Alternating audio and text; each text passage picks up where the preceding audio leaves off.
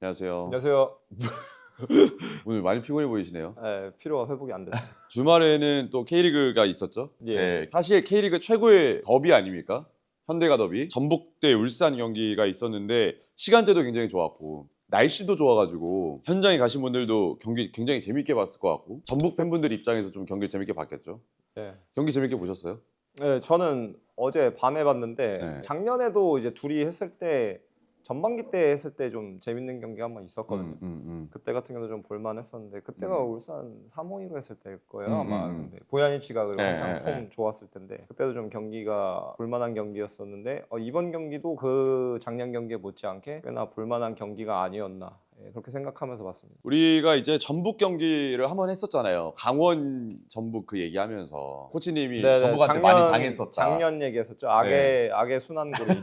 그야말로 악의 순환고리 얘기했었는데 네. 오늘은 주인공은 전북입니다. 네. 전북 위주로 저희가 얘기해 볼 거고 그 경기 전체적으로 봤을 때 전북이 좋은 내용을 보여줬다고 일단 말씀을 해주셨거든요. 예, 좀 진부한 표현일 수 있지만 우리가 많이 쓰는 표현이 있잖아요. 전술적으로 압도했다라는 표현을 압도했다. 쓰는데 전체적으로 그러니까 경기를 봤을 때는 뭐 울산 쪽에 찬스가 없었던 건 아니죠. 근데 울산 쪽에 찬스가 왔던 것도 사실은 전북이 추가 득점을 훨씬 더 많이 더 이른 시점에 할 수 있었는데 추가 득점을 하지 못했기 때문에 울산에게 좀 기회가 갔던가라고 저는 이렇게 시퀀스를 봤을 때 컨텍스트를 봤을 때 그렇게 생각을 하고 그 말인즉슨 90분 전체적으로 봤을 때는 확실히 방금 말씀드렸던 그 진부한 표현 전북이 울산을 전술적으로 압도했다. 압도했다. 예, 라고 좀 할 수 있는 경기였다고 봅니다.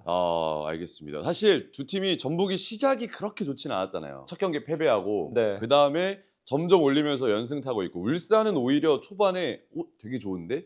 가물치?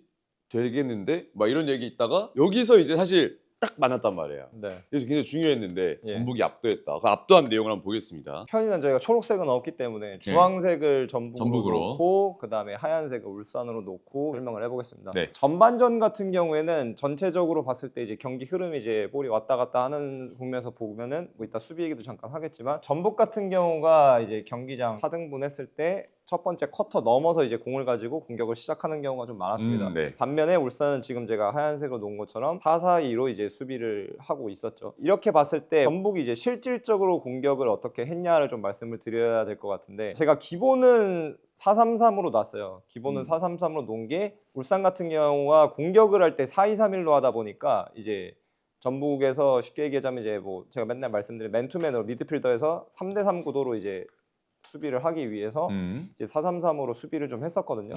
반면에 4-3-3에서 실제로 공격을 할 때는 어떻게 했냐면은 약간은 작년이랑 비슷한데 또 작년이랑 좀 디테일해서는 이제 다른 형태로 공격을 했습니다. 실질적으로 어떻게 했냐면은 좌우 센터백이 있고 근데 이제 오베르단 같은 경우가 이날은 6번으로 나왔단 말이에요. 네. 오베르단 같은 경우 홀딩 6번으로 나왔는데 오베르단이 떨어져서 이제 3백을 형성을 하고 김진규 선수가 보통은 작년 같은 경우 제가 말씀을 드렸지만 이제 둘 같은 경우 떨어져서 결국에는 이제 이런 식으로 올라가고 이제 풀백 올라가면서 그렇죠. 3-2-5 형태에 가깝게 경기를 하는 경우들이 꽤 많았다라고 말씀을 드렸는데 이번 경기는 조금 달랐던 게 뭐냐면은 평균적인 위치를 봤을 때는 김진규 선수가 이제 뭐 쉽게 얘기하면 3-5-2를 할 때 6번처럼 위치를 하게 되는 거죠. 투톱 뒤에 위치를 하게 되고 강상윤 선수가 한 라인 혹은 반 라인 위로 올라가서 우리가 보통 얘기하는 10번이라고 얘기하는 이제 위치에 있게 되고 그리고 이제 좌우 윙이 좁히고 풀백이 올라가는 이제 이런 형태로 가서 뭐 보자면은 3-1-5-1 정도로 이제 실질적으로는 전반에는 내내 경기를 했다라고 얘기를 할 수 있을 것 같습니다. 3-1-6이 아니라 3-1-5-1로. 네네. 그러면 이런 거는 지난 시즌 전보는 또 완전히 달라진 거잖아요. 선수들과 네, 달라졌으니까. 조금 또 차이가 있죠. 그러니까 지난 시즌은 저번 영상에서 저희가 설명을 했지만 쉽게 얘기하면 농구에서 얘기하는 걸 모션 오펜스라 그래요. 포지셔널하게 미리 가 있는 게 아니고 트리거 한 명이 당기면 거기서 이렇게 다다다다. 돌아가는 걸로 이제 제가 보통 음. 유니플레이라고 하는 게 모션 오펜스, 그러니까 움직이는 오펜스라 그래서 이제 모션 오펜스였는데 이번 경기 같은 경우는 그런 모션 오펜스 개념이라기보다는 조금 더 포지셔널한 형태로 방금 제가 표현했던 것처럼 이제 온전하게 약간 3-1-5-1에 가깝게 포지셔닝을 가져갔던 구조를 가져갔던 전북이었습니다. 그러면은 전북이 이런 형태로 공격을 했는데 그러면 이 형태에서는 뭐 자코님이 늘 말씀하신 어디서 마진을 남겨 먹을 수 있었을까요? 울산 같은 경우가 4-4-2로 수비를 했으니까 여기서 일단 포커스를 맞춰서 보게 되면 우선적으로는 가장 기본적으로 결국에 나오는 구도가 뭐예요? 4대2? 여기서 3대2 플러스 1이 나오는 거죠. 그렇죠. 그래서 투톱 같은 경우 안쪽을 막기 위해서 그러니까 자신들 등 뒤 안쪽 패스 라인을 안 주기 위해서 어느 정도 좁히게 되고 공이 사이드로 갔을 때는 결국에는 4-4-2다 보니까 투톱으로 온전하게 대응을 하게 되는데 여기서 공이 한 번만 순환이 돼도 이제 결국에는 여기서 3대2가 걸리다 보니까 좌우 센터백이 공을 가지고 이 일선을 넘어서는 경우가 굉장히 많이 발생했습니다. 특히 이제 전반전에 보게 되면은 왼쪽 센터백이었던 이제 김영빈 선수가 이제 공을 가지고 전진을 하고 그리고 왼쪽에 있었던 이제 김승석 같은 경우가 약간은 지난 시즌 했던 거랑 어느 정도는 비슷해요. 미리 들어와 있는 경우도 있었지만 풀백이랑 붙어 있다가 나타나고 여기서 이제 공이 들어가게 되면은 뭐 이 다음부터는 곧바로 이제 보시게 되면은 강상현 선수까지 넘어와 있었기 때문에 전체적인 틀이 왼쪽에 있을 때는 김태환 선수가 완전히 이렇게까지 가지 않는 경우들도 있긴 했거든요. 네. 이제 비대칭으로 해서 이제 높이 같은 경우를 조금 조절하는. 비대칭으로 가는 거죠. 왜냐면은 높이 같은 경우를 낮춰야 결국에는 상대의 트랜지션에도 어느 정도 대응이 되다 보니까 이렇게 좀 비대칭으로 가는 경우는 있었는데 어쨌든 간 요 상황까지만 오더라도 이제 여기까지는 다 공략이 된 거니까 4-4이면은 4와 2는 공략을 당한 건데 그렇게 되면은 하나, 둘, 셋, 넷, 다섯 이렇게만 돼도 이제 5대4 상황이 나오죠. 5대4 상황이 나오고 여기서 계속해서 공을 밀고 들어갈 수 있게 되다 보니까 실질적으로 만약에 득점까지는 하지 못하더라도 백라인은 결국에는 어디까지 이렇게 되면 물을 수밖에 없냐면은 수적으로 만약에 우위에 있다 그러면은 공과 가까운 쪽 지역 방어로 봤을 때 이제 세로로 이렇게 나눴을 때 지역 방어로 해서 센터백이 나오고 나머지는 좁힐 수 있거든요. 그렇죠. 근데 수적으로 열세이게 되면 결국엔 어디까지는 물을 수밖에 없어요. 페널티 박스까지는 물을 수밖에 없어요. 페널티 박스 근처로 왔을 땐 슈팅을 할 수 있으니까 이제 한 명은 뛰쳐 나와야 되는 건데 그 전까지는 이제 실점에 대한 기회 비용이 있다 보니까 물을 수밖에 없거든요. 이 상황까지만 오더라도 제가 맨날 항상 말씀드리는 표현이지만 이렇게 되면은 결국엔 상대를 주저앉혀 놓은 거기 때문에 여기서는 공을 뺏기더라도 다시금 공의 소유권을 되찾아올 확률이 굉장히 높아지죠. 반대로 얘기하면 전북이 원하는 상황에서 볼을 뺏길 수 있는 구조도 만들어지는 거네요. 네, 맨날 제가 얘기하잖아요. 공격을 하면서 수비를 준비하는 거다. 그리고 원하는 상황을 만들어 놓고 공을 뺏기게 되면은 방금 말씀하신 것처럼 뺏기고 되찾아오는 데까지 시간이 더 적게 걸릴 수밖에 없는데 이런 구도를 계속해서 가져가면서 전북이 좀 큰 틀에서 우위를 점할 수가 있었던 거죠. 준비를 잘 해왔다는 생각이 좀 드는데 앞서 말씀해 주신 것처럼 울산이 이 후반전에 명확한 찬스들을 얻기 전 게임을 끝낼 수도 있었다라고 네. 말씀해 주셨잖아요. 네네. 전반전에 그런 장면들이 꽤 나왔는데 짚어볼 만한 장면들이 좀 있었을까요? 너 아무래도 찬스가 나왔던 건 결국엔 다 이 구도예요.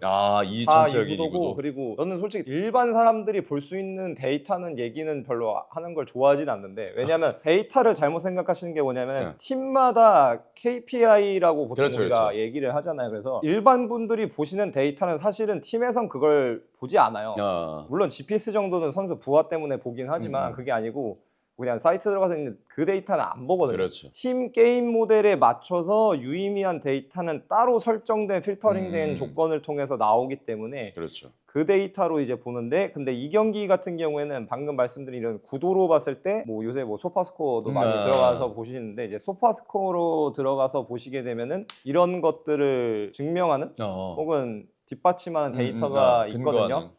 그게 이제 좌우 센터백 방금 말씀드렸던 왼쪽 센터백인 김영민 선수 있고 조이제 선수 있는데 둘의 그 데이터 기록의 스탯에서 뭘 보시면 되냐면은 소파스코어라면 영문 버전으로 하면 볼 캐리가 있어요. 볼 운반.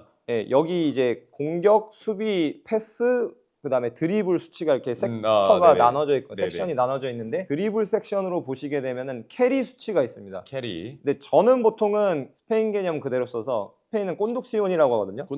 꼰독시온은 공간이 있으면은 공을 가지고 이제 전진하는 드리블. 그래서 뭐 의 자체는 그거죠. 직면한 압박 라인을 넘어서고 그 다음 라인에게 뭔가를 강요하는 게 이제 결국에는 꼰독시온이고 특히 센터백들한테 이제 많이 중요한 부분인데 제가 개인적으로 선수들이랑 소통을 할 때는 이거를 공간에 대한 공간을 향한 드리블이라고 표현을 하고 수비를 직접적으로 벗겨내는 건 이제 1대1이라고 그냥 표현을 해요. 1대1 하는 거랑 그러니까 드리블이면 사실 드리블이라고 해도 생각하는 게 다 달라요.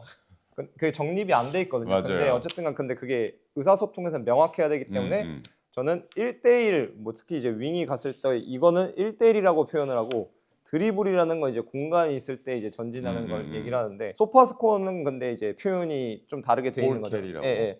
소파스코어는 방금 제가 말씀드렸던 이 꼰둑시오는 볼 캐리로 돼 있고요. 근데 반면에 이제 수비를 직접적으로 벗겨내는 걸 챌린지하는 거를 이제 드리블이라고 표현이 돼 있습니다. 방금 말씀드린 이 구도가 계속해서 나왔기 때문에 후반전에도 나오긴 했는데 전반전에 조금 더 도드라졌거든요. 이 양쪽 센터백이 좀 도드라졌는데 그래서 보시게 되면은 전북의 양쪽 센터백들이 드리블 그 스탯을 봤을 때 캐리 수치가 굉장히 높습니다. 캐리 수치가 높고 특히 프로그레시브 캐리가 있거든요. 그러니까 프로그레시브는 그거죠. 방금 제가 말씀드렸던 것처럼 아마 정확하게 제가 소파스코어에 왜냐하면 사이트마다 정의가 달라서 네네네. 용어 정립이 조금 다른데 제가 이해하기로는 방금 말씀드린 것 실제로 수비를 넘어선 캐리를 의미를 할 거예요. 근데 이 양쪽 센터백 같은 경우가 볼 캐리 수치도 높고 방금 말씀드린 프로그레시브 캐리 수치도 굉장히 높게 나옵니다.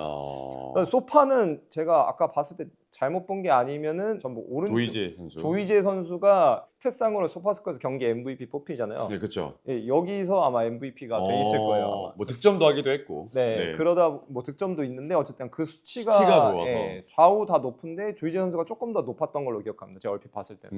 근데 이제 그게 방금 말씀드린 요 구도에 의해서 나왔던 거죠. 그러면 이러한 구도를 짠 건 결국에는 울산이란 팀과 이렇게 맞물려 봤을 때 더 뭔가 정답을 찾을 수 있을 것 같은데 네, 울산이기 때문에 울산의 수비 형태를 고려해서 이렇게 짰다고 볼 수 있는 저는 거죠? 그렇게 생각해요. 왜냐하면 이렇게 경기한 적은 전북이 제 기억으로는 없거든요. 이번 그쵸. 시즌은 없거든요. 근데 이렇게 한 거는 명백하게 이제 울산을 공략하기 위한 거고 저희가 그 맨체스터 유나이티드 얘기할 때 제가 영상에서도 잠깐 언급했던 적이 있는데 맨체스터 유나이티드가 아모림 있을 때 아스톤 빌라랑 경기할 때 사실 판을 이렇게 짜왔었어요. 3일로 해가지고 3일 5일 형태로. 이렇게 해가지고 짜왔었는데 그때가 이제 브루노가 6이었죠. 브루노가 우리가 보통 얘기하는 10번 자리였는데 브루노가 그때 전반전에 부상당해서 나갔을 거예요. 그러면서 이게 플랜 자체가 다 빠그러졌었는데 전형적으로 4-4-2를 상대할 때 그러니까 구조적으로 봤을 때 각 라인을 공략한다는 관점에서는 포지셔널한 방법 중에서는 이제 제일 좀 이상적인 형태라고도 볼 수가 있죠. 그러네. 아모림은 포지셔널한 플레이를 형태를 구조를 했었으니까. 네, 왜냐면은 이게 보시면은 일단은 저희가 얘기했던 것처럼 1선을 넘어서기 위해서 3대2 플러스 1 구도가 형성이 돼 있고 그리고 만약에 넘어섰을 경우에도 마찬가지예요. 두 명의 미드필더한테 결국에는 3대2가 걸리는 게 어떻게 걸리냐면 여기서 이렇게 3대2가 걸려요. 그러니까 이 공간이 최근에 들어서 최근 한 5년 정도 보게 되면 이 미드필더 2명 사이 공간이 저는 개인적으로는 중요도가 더 과거에 비해서 많이 높아졌다고 보거든요. 그래서 우리가 포켓 하는데 포켓도 사실은 따지고 보면 맨날 얘기하는 게 뭐예요? 이거예요. 이거죠. 이거. 네, 여기 공간은 얘기를 잘 하질 않아요. 근데 여기도 포켓이잖아요. 네, 따지고 보면 포켓이죠. 그리고 어디도 포켓이에요? 여기도 포켓이죠. 그러니까 네 명이 구성하는 하나의 공간이면 전부 다 포켓이라고 볼 수가 있는 건데 사실 포켓에서도 굳이 따지자면 정확하게 포켓은 아니고 이 둘의 갭이죠. 제가 맨날 얘기하는 인터벌. 이 둘의 인터벌인데 그전에는 이 둘의 인터벌이 그렇게까지 중요한 공간은 전 아니었다고 보거든요. 근데 이게 중요해진 이유는 뭐냐면은 제일 구도가 명백하게 나왔던 거는 맨체스터 시티를 상대할 때 테나흐라는 감독이 맨체스터 유나이티드에 부임한 이후에 이 구도가 좀 더 명백하게 나왔어요. 그리고 또 그 외적으로 나오는 거는 맨체스터 시티를 무리뉴의 토트넘이 상대할 때도 그렇고. 그러니까 이게 왜 중요하냐면은 결국에는 맨날 제가 주구장창 얘기하는 수비는 눈 앞을 막던지 등 뒤를 막던지다 라고 얘기를 하는데 방금 말씀드렸던 이 무리뉴 감독의 토트넘이랑 테나흐의 맨체스터 유나이티드는 이 두 명의 미드필더가 4-4-2 형태로 수비를 하면 항상 눈 앞을 막아요, 등 뒤를 막아요? 등 뒤를 막았어요. 이게 보통은 베르나르도 실바 혹은 더브라이너였죠. 그렇죠. 등 뒤를 막다 보니까 이 둘의 간격이 어떻게 되는 거예요?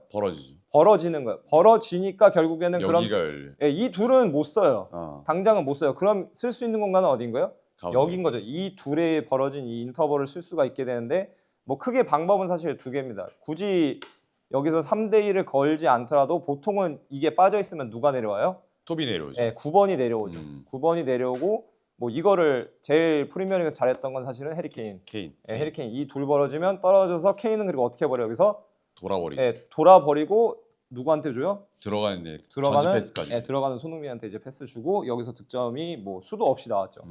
근데 또 아이러니한 건 뭐야? 이 형태를 정립한 게 누구예요? 무리뉴 감독이죠. 아. 토트넘 있을 때 4-3-3 해가지고 그렇죠. 그걸 근데 극대화시킨 거는 이제 콘테였고. 안토니오 콘테고. 네. 근데 어쨌든간 결국에는 이런 구도들이 많이 음. 나오면서 그러니까 4-4-2를 하는 팀이 보통 수비할 때 많으니까 공격할 때 누가 어디로 가든지 간에 최종적으로 공격 형태는 3-2-5가 되는 경우가 되게 많아요. 그렇죠. 4-4이다 보니까. 네, 상대가 4-4-2. 근데 3-2-5가 되는데 그러면 3-2-5가 됐을 때 얘네가 결국에는 풀백이 벌어졌을 때 얘네가 빠지니까 얘네가 문제니까 애초부터 미드필더들이 따라가라. 네, 등 뒤로 막는 거예요. 예를 들어서 FC 서울 같은 경우 이 수비를 K리그에서는 그렇죠. 잘하는 편이거든요. 네. 근데 그러니까 그럼 뭐야? 발생하는 공간 어딘가요? 여긴 거죠. 그럼 여기 니네 어떻게 쓸래가 되는 건데 저희가 지금 얘기하고 있는 것처럼 이번에 전북이 했던 것처럼 이 구도를 만들어 놓게 되면은 애초부터 약간 이렇게 되는 거죠. 걸어놓는 장치가 하나 더 있는 거예요. 원래는 그냥 이렇게 막으라고 하는데 처음부터 여기 있으니까 이렇게도 사실 하기도 안 되고. 안 돼요. 왜냐면 얘가 여기 있으니까 얘를 그치. 의식하면 근데 어디가 열려요? 그럼 사이가 여기가 열려버리니. 얘를 의식했어요. 그럼 어디가 열려요? 가운데가 여기가 열려. 또 얘가 얘를 땡겼어. 그럼 어디가 열려요? 이 대각이 열리. 네, 열리는 거죠. 그러니까 3대2를 여기다 걸어놓고 이제 애초에 시작하는 건데 그래서 구조적으로는 4-4-2 하는 입장에서는 상당히 까다롭죠. 까다롭네. 네, 엄청 까다롭죠. 이게 굉장히 좋은 얘기인 게 최근에 4-4-2 형태로 수비하는 팀들이 굉장히 많아졌잖아요. 네. 유럽 축구도 그렇고 국내에도 그렇고. 항상 4-4-2를 어떻게 공략하느냐가 모든 팀들이 가지고 있는 숙제인데 요거는 굉장히 또 괜찮은 발상이네요. 네, 이게 그래서 마레스카 있을 때 첼시도 종종 이렇게 맞아요, 했었고 맞아요. 종종 이렇게 했었고 3일 형태로 해가지고. 특히 그러니까 이번 시즌 시작할 때죠. 이번 시즌 시작할 때 꽤 많이 보였었어요. 이런 걸 시도한 게. 네, 마레스카 있을 때 초반에 좀 많이 엄청 많이까지는 아닌데 꽤 보였었는데 뭐 마레스카 감독은 어쨌든 나갔고 요거에 그러면 반대로 얘기하면 요거의 네. 리스크라고 볼 수 있는 건 뭐가 있을까요? 리스크라고 볼 수 있는 거. 이 형태를 만약 공격을 전개할 때 물론 이게 뭐 만병통치약은 아닐 거잖아요. 예. 그냥 뭐 기본적으로. 통상적인 거죠. 그냥 뭐 저희 윙어 대표팀 경기 쪽이- 때도 봤지만 이게 풀백이 이게 다 올라가 있다 보니까 트랜지션이 일어났을 때 이제 상대 윙을 통제하는 데는 조금 어려움을 겪을 수 있죠. 3-2가 아니라 3-1이다 보니까. 네, 문제를 겪을 수 있죠. 왜냐하면 미드필더가 보통은 이제 둘인 건데 여기서 하나가 위로 가 있고 그러면 결국에는 그냥 이렇게 놓고 봤을 때도 보이잖아요, 공간이. 그렇죠. 이게 근데 전북이랑 울산 경기랑 또 이걸 곧바로 이어서 얘기할 수 있는 부분이 있거든요. 네. 그러니까 보통은 이게 싫으니까 어떻게 해도 걸려요. 4-4-2를 이렇게 수비하면. 유지하면은 라인을 골키퍼부터 1-4-4-2로 해놓으면은 그러니까 쉽게 말하면 무조건 털리게 돼 있어요. 무조건 괴롭힘을 당해요. 고통받아야 돼요. 근데 보통은 싫으니까 어떻게 해요? 한 명을 내려버리는. 최소한 한쪽은 어떻게 해요? 한 명을 최소한 내려버리는. 한쪽은 그냥 내려버려요. 근데 울산은 이번에 보게 되면 전반 내내 거의 이렇게 대응을 안 했거든요. 정말 이악 물고 안 내린 거네. 네, 안 내리다 보니까 이제 당한 거고 이제 내려가는 것처럼 보이는데 그러니까 이건 의미가 없어요. 이건 의미가 없어요. 요게 돼야 되는 거죠. 네, 5백을 그냥 해서 여기서 1대1로 혹은 2대2로 그냥 틀어 막아야 돼요. 근데 울산은 이제 전반전 내내 보면 어떻게 되냐면 한 이 정도 서 있어요. 근데 이건 의미가 없어요. 왜냐면 이게 넘어가 버리면 그냥 이것만 해도 들어가고 그렇죠. 가고 또 이거 벌어지거든요. 근데 찬스가 왔던 거를 보시면은 당장은 아닐 수 있어도 결국에는 다 시발점은 여기예요. 시작점은 여기여서 이렇게 막 굴러가다가 찬스 오고 굴러가다가 찬스 오고 그리고 애초에 찬스가 박스 근처에 오는 것도 다 뭐예요? 아까 말씀드렸던 건 내려앉을 수밖에 없는 거예요. 이게 장치가 이렇게 돼 있으니까. 전북 입장에서 잘 짜왔네요. 그렇죠. 네, 공략할 수밖에 없고. 네. 이런 상황에서 이제 일단 전북이 조이제 선취골 넣고 전반전에 네. 후반전에는 김진규를 이제 한 55분쯤에 빼고 이승우를 넣었어요. 네. 이승우를 넣으면서 어떻게 보면 약간 변화를 좀 줬다고 봐야 되는데 먼저 전북이 카드를 꺼냈단 말이에요. 물론 네. 김진규 선수의 이제 체력적인 네, 부분도 대표팀 있었겠지만, 갔다 왔다 보니까. 그것도 있겠지만 어쨌든 변화를 먼저 준 건 전북이었어요. 네. 변화를 주면서는 모르겠어요. 그러니까 온전하게 김진규 선수가 빠져서 변화를 준 건지 아니면은 그러니까 그런 게 있거든요. 저도 작년에 그런 게 있었지만 전반전이 너무 잘 풀리면은 상대가 어떤 식으로든 대응을 할 거라는 전제가 생기잖아요. 그렇죠. 네, 그러니까 그걸 예상하고 미리 한번 그냥 더 꽈버리는 거죠. 대응할 거를 예측하고. 네, 대응할 걸 예측하고 지금 저희가 말씀드렸던 저희가 얘기를 했던 이 3-1-5-1 형태로 울산이 뭔가 대응을 할 거라고 생각을 하고 그냥 거기서 3-1-5-1을 그냥 폐기를 하는 거죠. 네, 폐기를 하는 건지 뭐 그건 저는 정확하게 제가 알 수는 없지만 근데 결국에는 이제 보게 되면은 원래 전북이 조금 하던 형태로 다시 돌아왔죠. 이번 시즌으로 봤을 때. 네, 그렇죠. 단순히 이승우 선수가 들어가고 빠지고 뭐 그게 아니고 결국에는 이번 시즌 조금 더 자주 나오는 형태로 그리고 이제 정정용 감독이 김천 있을 때로 보게 되면 조금 더 익숙한 형태로 돌아가서 4-2-3-1 형태로 조금 더 돌아오게 됩니다. 그래서 오베르단 있고 이승우 선수가 김진규 선수 자리를 대체한 게 아니고 이승우 강상윤. 선수는 강상윤 선수가 전반전 기준으로 했을 때 있던 자리, 이 10번 보통 우리가 얘기한 10번 자리 미드필더 2명의 사이에 위치를 하게 되고 그리고 강상윤 선수랑 오베르단 같은 경우가 뭐 제가 얘기하는 이제 더블 피벗으로 내려와서 미드필더 2명으로 위치해서 경기를 하는 형태로 이제 변화를 줬었죠. 판을 한 번 더 꼬아버렸네. 네. 울산은 이걸 준비하고 있었을 텐데. 네, 울산이 이걸 준비하고 있었는데 여기서 이제 한 번 더 까버린 거죠. 이렇게 됐을 때 그러면 전북이 더 뭔가 메리트를 얻을 수 있는 게 있나요? 근데 저는 이때도 나쁘진 않았거든요. 음. 이때는 나쁘진 않았는데 저는 근데 느꼈을 때는 뭐냐면 확실히 조금 더 전반에 했던 형태가 자연스럽다고 느꼈어요. 그러니까 자연스럽다는 게 뭐냐면 선수 개개인이 가진 장점이 더 극대화된다는 느낌을 조금 확실히 더 받았거든요. 받았는데 어쨌든 후반전도 근데 뭐 이렇게 했는데 나쁘진 않았고 특히 그리고 이승훈 선수가 들어가자마자도 경기력이 꽤 좋았죠. 그렇죠. 특히 이승훈 선수는 결국에는 신체적으로는 그렇게까지 크게 우위는 없어요, 솔직히 말해서. 그리고 이승훈 선수가 이제 보통은 측면으로 이제 교체돼서 나오거나 하는 경우가 굉장히 많은데 특히 이제 득점이 필요할 때 측면으로 들어가는 경우가 많았는데 감독 입장에서는 모르겠어요. 그냥 이건 제가 생각하는 건데 이거는 사실 그 이강인 선수가 예전에 발렌시아 때 이제 주전으로 잘 못 나왔던 거랑도 비슷한데 측면 같은 경우에는 요새는 보게 되면은 방금도 저희가 이제 전북이 공격하는 입장에서 얘기를 했지만 윙의 입장에서는 상대 풀백이 올라오면 결국엔 그걸 트랙백을 해야 돼요. 그렇죠. 네, 측면은 결국에는 포백을 하면 2대2다 보니까 2대2 안에서 1대1이다 보니까 풀백을 계속 따라서 트랙백을 해야 되고 요새 저희가 맨날 얘기하죠. 5백, 6백 양쪽 윙 어떨 때는 로우 블록 할 때 다 내려와가지고 수비를 해야 되는데 상대적으로 보면은 이승우 선수는 이걸 하기에는 솔직히 조금 많이 부대낄 수 있죠. 그렇죠. 여기에 장점이 있는 유형은 아니죠. 네, 왜냐면은 감독은 결국에는 선발 라인으로 넣는 선수는 당연히 장점도 있겠지만 생각을 해야 되는 거는 일단은 실점을 하지 않는 선수를 투입을 해야 돼요. 그렇죠. 예, 0대0 상황을 유지하다가 만약에 0대0이 아니면 0대1로 지고 있으면은 그때 득점이 필요할 때 공격적인 리스크를 좀 더 감수할 수는 있지만 선발 라인업은 결국에는 밸런스를 고려를 해야 되거든요. 그렇죠. 애초에 0대0이 깨지지 않는다는 걸 전제로 해야 되니까. 근데 그 부분에서 조금 부담을 느낄 수는 있는데 거꾸로 얘기하자면 근데 이승우 선수가 가진 장점은 뭐예요? 기술적인 우위가 굉장히 크게 있기 때문에 이 딱 요 공간처럼 공간이 좁아졌을 때는 거기서 차이를 만들어내는 거의 뭐 K리그에서는 압도적이죠. 압도적이었고 이제 후반 같은 경우는 교체 투입이 되고 나서 보게 되면 결국에는 여기서 나타나서 미드필더 같은 경우 뭐 투미들로 더블 피벗으로 바뀌긴 했지만 이 미드필더에서 이 라인 사이에서 수적 우위를 계속해서 지속적으로 점하고 공이 돌아가는데 특히 이제 상대 미드필더가 전반이랑은 다르게 울산이 이제 한 명이 보야니치가 주로 좀 더 나오긴 했거든요. 맞아요. 이제 좀 더 나오게 되면은 그럼 결국은 여기서도 이제 또 3대1이 걸리던지 아니면 3대2가 걸리고 3대2가 걸리던지 계속해서 수적 우위가 발현이 되니까 그런 걸 이승우 선수가 계속해서 좀 가져가는 만들어줘요. 장치로서 기능을 했던 거죠. 전북 입장에서는 0대0을 유지하기 위해서 이승우를 넣지 않기도 하지만 0대0을 깨기 위해서 이승우를 넣기도 하는 거네요. 그렇죠. 이승우 또 막판에 득점하면서 사실 이런 것 때문에 쓰는 거잖아요. 네, 막판에는 이제 또 위치 바뀌었죠. 맹성훈 선수가 맹성훈 들어가고 들어가면서. 이게 경기가 재미있었다고 제가 말씀을 드린 이유가 뭐냐면 이게 투미드 구도로 다시 또 바뀌었잖아요. 더블 그렇죠. 구도로 바뀌었는데 다시 또 맹성훈 선수 들어가고 나서 어떻게 했어요?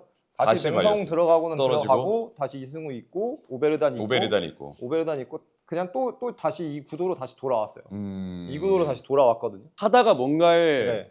이거 원래 하던 게 좀 더 좋다라고 생각해서 다시 바꿀 수도 있겠네. 바꿨을 수도 있고 아니면은 체력적인 부분 때문에 아. 부하 조절 때문에 넣는데 맹성훈 선수를 넣게 되면 이 구도로 가는 게 더 자연스럽잖아요. 더 그렇죠. 네, 어떻게 보면 자연스러우니까 돌아갔을 수도 있고 뭐 그거는 또 어쨌든 내부자만 알 수 있으니까 저는 알 수 없지만 그때도 보시면은 딱 이 구도로 돌아왔을 때가 아까 제가 얘기했던 것처럼 더 자연스러워요. 더 자연스럽다. 선수 개인의 기량이 좀 더 쉽게 극대화된다는 느낌이 있었는데 뭐 앞으로 경기에서도 종종 볼 수 있지 볼수 있지 않을까 않을까. 싶더라고요. 이승우 선수 같은 경우에 선발로 굉장히 뛰고 싶어하는 그런 인터뷰나 이런 데서 파악할 수가 있었는데 그러면 방금 전에 저 구조에서 강상윤 자리에 이승우를 넣는 건 선발에서 애초에 좀 불가능해요. 그거 불가능은 아닌 것 같아요. 왜냐하면 결국엔 이것도 그러니까 김진규가 나갔지만 강상윤이 하던 역할을 이승우가 한 거니까. 근데 강상윤은 솔직히 공 없을 때 어드밴티지가 너무 커서 강상윤은 작년에도 제가 상담하면서 느낀 건 얘는 롱패스가 9번한테 떨어지나요?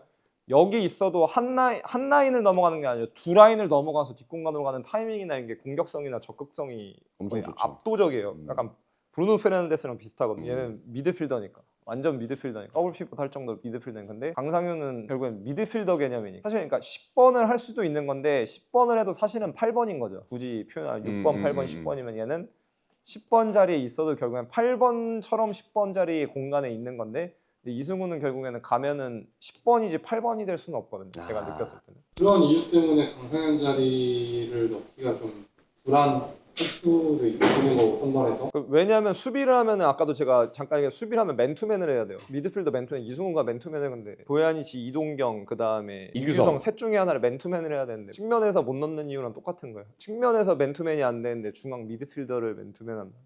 더 사실 성립이 안 되죠. 선발로 만약에 찍힌다고 하면 활용할 수 있는 방법은 수원 FC처럼 자유롭게 가입 최전방에 그냥 수비할 때 오늘 수비 얘기는 아는데 수비 그래서 4-1-4-1로 하다가 수비할 때 투톱으로 바꿨어요. 4-4-2로. 그러니까 이승우 넣었으니까 이렇게 할 수밖에 없는 거예요. 수비 이렇게 바꿨어요.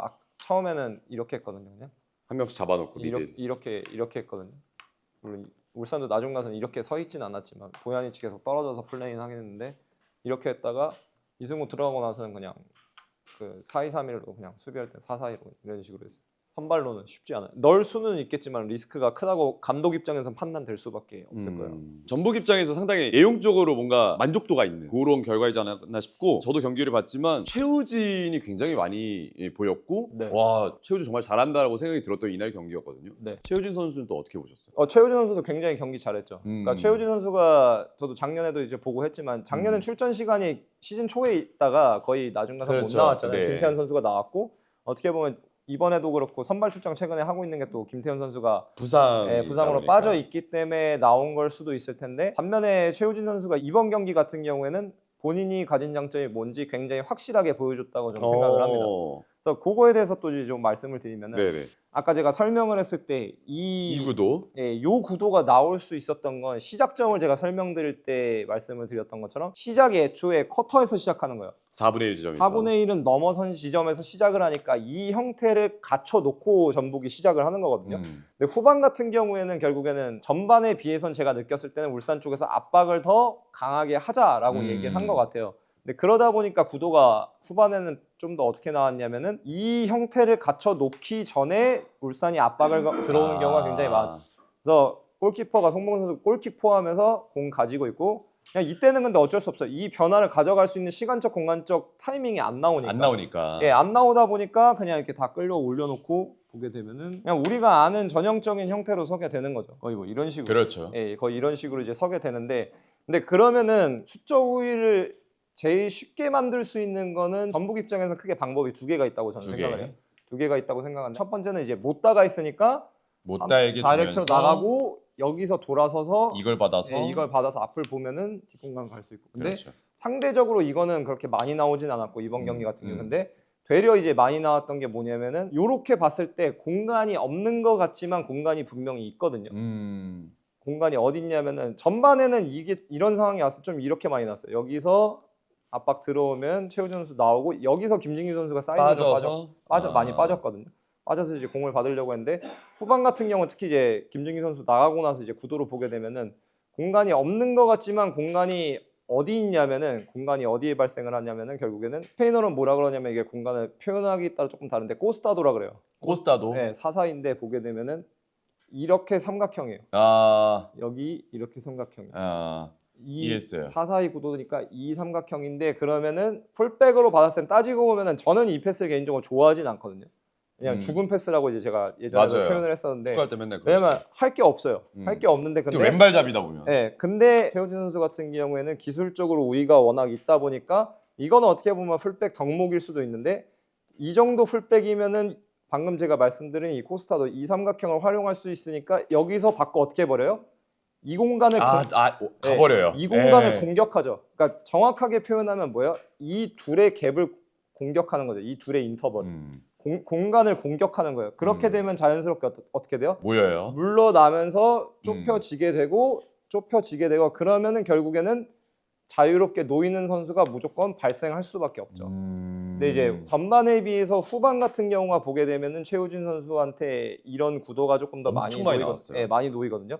그래서 요 구도 골킥 포함해서 요 구도 있고 두 번째로 이제 다른 구도 나왔던 것 같은 경우에는 반대쪽에서 이제 전환이 돼서 오는 상황에서 골키퍼가 기본적으로 프리맨인데 골키퍼한테 투톱 중 하나가 압박을 가면 센터백한테 김영민 선수한테 갔을 때는 결국에는 윙이 점프를 뛰어서 가니까 그렇죠. 여기서 2대1이 나와요. 2대1이 나오면은 여기서 이제 최우진 선수는 뭐야? 짤 없죠. 여기서 그냥 바로 그래요? 바로 쳐요. 바로 그냥 들어가죠. 네. 그럼 다 어떻게 돼? 다 다 물러야 물러야 돼요. 돼. 다 물러야 돼요. 다. 왜냐면 다 네. 붙을 수가 없는 구조죠. 네, 다 미- 물러야 돼요. 다 물러야 되고 방금까지 했던 약간 맨투맨 구도로 하이 프레싱하는 건 이미 다 끝난 거죠.